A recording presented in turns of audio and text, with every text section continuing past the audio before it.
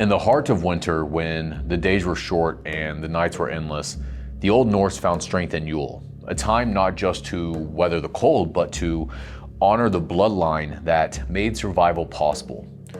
Yule wasn't just a celebration though, like most people think. It was a sacred act of remembrance. To the Old Norse, the ancestors were not distant memories. Their struggles, sacrifices, and victories were alive, and they were woven into the very fabric of existence itself. Death was not considered to be the ending. It was a passage. Ancestors remained close, guiding and protecting those that were still living. Their courage and wisdom shaped future generations, and their resilience flowed through the veins of their descendants like an eternal flame. At the heart of Yule was a simple but powerful ritual, the toast. A horn of mead was raised in honor of the ancestors. Thanks were given for their sacrifices, and guidance was called upon for those challenges that were yet to come. It was a moment of reverence, of deep connection to the past.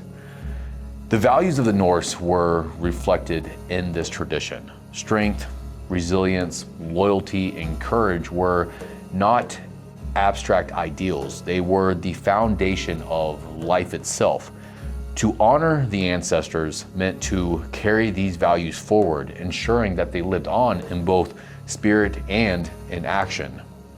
Yule offered a rare stillness in the depths of winter. It was a time to gather around the fire, feast, and reflect on the bloodline that persevered through hardship and triumph.